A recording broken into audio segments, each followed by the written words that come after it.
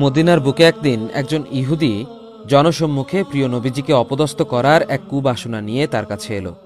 এসে বলল, হে মোহাম্মদ, আপনি দাবি করেছেন আপনি মহান আল্লাহর পক্ষ থেকে প্রেরিত নবী এবং আপনার কাছে নাকি আল্লাহর পক্ষ থেকে ওহী আসে। তাই আপনি যদি আপনার দাবিতে সত্য হয়ে থাকেন তাহলে এমন কিছু একটা করে দেখান যা সাধারণ কারো পক্ষে করা সম্ভব নয়। তখন বিশ্বনবী হজরত মুহাম্মদ সাল্লাল্লাহু আলাইহি ওয়াসাল্লাম তার স্বভাব সুলভ মুচকি হাসি দিলেন। এরপর সেই ইহুদি ব্যক্তিটির দিকে লক্ষ্য করে বললেন, ঠিক আছে, কি দেখতে চাও তুমিই বলো। কি করলে তোমার মনে হবে যে আমি আল্লাহর প্রেরিত রাসূল? আমি তোমাকে তাই করে দেখাচ্ছি। ইহুদি লোকটি মনে মনে ভাবল, এটাই সুবর্ণ সুযোগ, আজ সকলের সামনে মুহাম্মদকে অপমান করে ছাড়ব, নাউজুবিল্লাহ মিন জালিক। তাই সে এমন কিছু বলার চেষ্টা করল যেটা আপাত দৃষ্টিতে অসম্ভব। হঠাৎ করে অল্প দূরে সে একটি গাছ দেখতে পারল। সে মনে মনে ভাবল, পেয়েছি, মুহাম্মদকে বলবো এই গাছটাকে এখানে নিয়ে আসতে, তাহলে সে এই কাজ করতে পারবে না এবং সে মিথ্যা প্রমাণিত হবে। আস্তাগফিরুল্লাহ। যেই ভাবা সেই কাজ।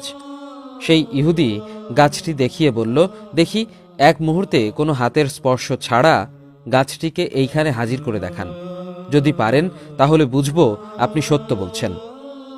তখন নবীজি সাল্লাল্লাহু আলাইহি ওয়াসাল্লাম মুচকি হেসে বললেন, আমি কোনো কিছুই বলবো না, তুমি সেই গাছটির কাছে যাও। গাছের কাছে গিয়ে এতটুকু বলো যে আল্লাহর প্রেরিত রাসূল সাল্লাল্লাহু আলাইহি ওয়াসাল্লাম তোমাকে ডাকছেন।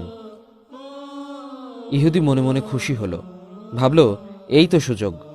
রাসূল সাল্লাল্লাহু আলাইহি ওয়াসাল্লামের কথা মতো সেই ইহুদি তার মনের কুবাসনা পূর্ণ করার আশা নিয়ে নিশ্চিন্ত মনে গাছটির কাছে গিয়ে বলল, তোমাকে আল্লাহর প্রেরিত রাসূল সাল্লাল্লাহু আলাইহি ওয়াসাল্লাম ডাকছেন। ইহুদি এই কথাটি বলার সাথে সাথেই গাছটি কম্পন করতে আরম্ভ করে দিল।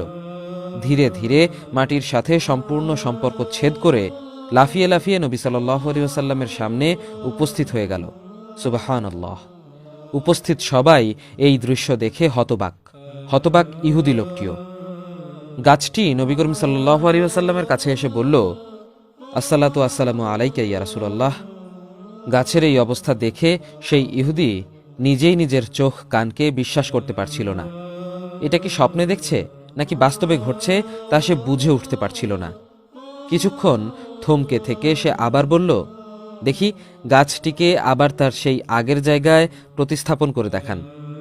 তখন নবীজি সাল্লাল্লাহু আলাইহি ওয়াসাল্লাম গাছটিকে বললেন, যাও, তুমি তোমার নিজের স্থানে ফিরে যাও। সাথে সাথে গাছটি আবার তার পূর্বের স্থানে আগের মতোই লাফিয়ে লাফিয়ে ফিরে যেতে শুরু করল। এবার ইহুদি লোকটি তার আগের অবস্থানে থাকতে পারল না।